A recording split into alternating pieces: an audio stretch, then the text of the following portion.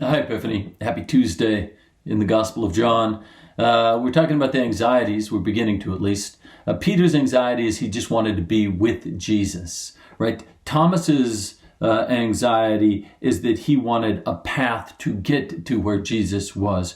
Philip, who we meet today, his anxiety is he just wants the right information, right? He doesn't need to follow Jesus. He doesn't need to, but he just needs the right information. So Jesus reminded Simon Peter that even though he wants to be with Jesus, he actually really wants to be more with himself.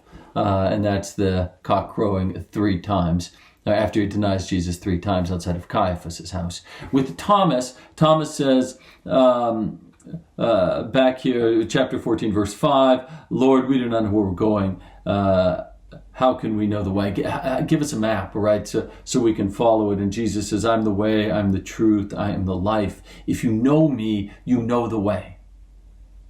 And today we have Phillip, chapter 14, verse 8. Philip says to Jesus, Lord, show us the Father and we will be satisfied. Like, we don't even need to know who you are. Jesus, you can go away. That's fine. All we need to do is see God. And Jesus says to him, have I been here all the time with you, Philip? Remember Philip? Day 1, way back there, right at the beginning, Philip and Andrew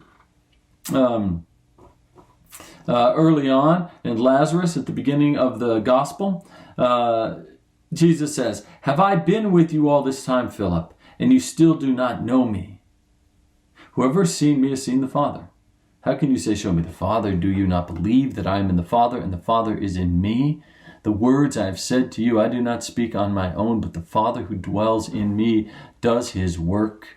Right? So earlier Jesus says, you know the God by the work I do. Right? If you don't believe in me, believe in the work I do. Remember that? I think it's back in chapter 6. I don't quite recall. So he says, if you see how I am aligning my decisions, my will, with God's will in my life, then you will understand God. Because that's the entire point of Jesus' presence, to show us how to live in relationship with God. And when we live in relationship with God, then we see God in the other. Jesus goes on, verse 11, believe me, that I am in the Father and the Father is in me. But if you do not, then believe me because of the works themselves. Second time Jesus says this in the Gospel of John. Very truly I tell you, the one who believes in me will also do the works that I do, and in fact will do works that are greater than these, because I'm going to the Father. Right? So just, back in chapter 13, when Jesus says, wash people's feet. Do what I'm doing. That is, he's just repeating that right here. If you want to know God, do the works that I have done. He says, because I will do whatever you ask. Let's go back to 12. Verse 12. Very truly I tell you, the one who believes in me will also do the works I do, and in fact will do greater works than these, because I'm going to the Father. I will do whatever you ask in my name, so that the Father may be glorified in the Son.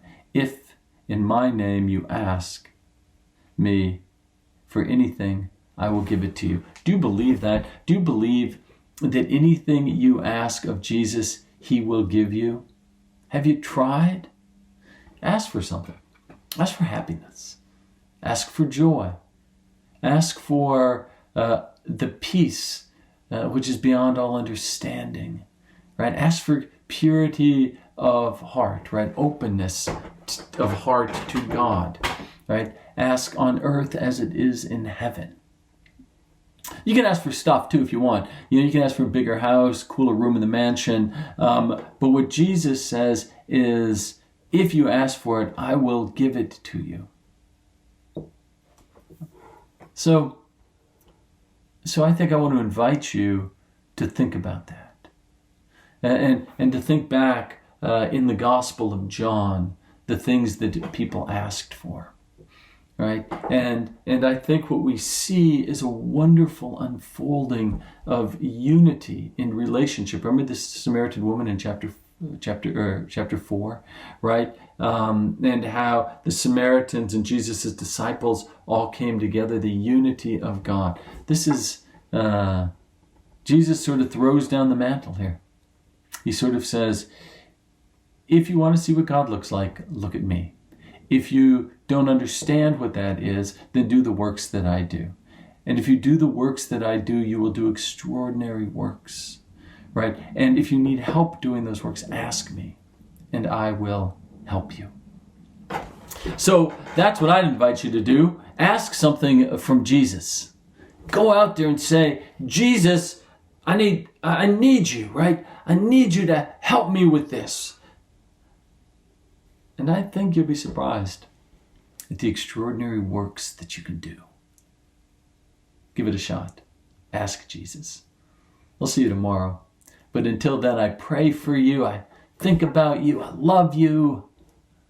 Peace upon your souls.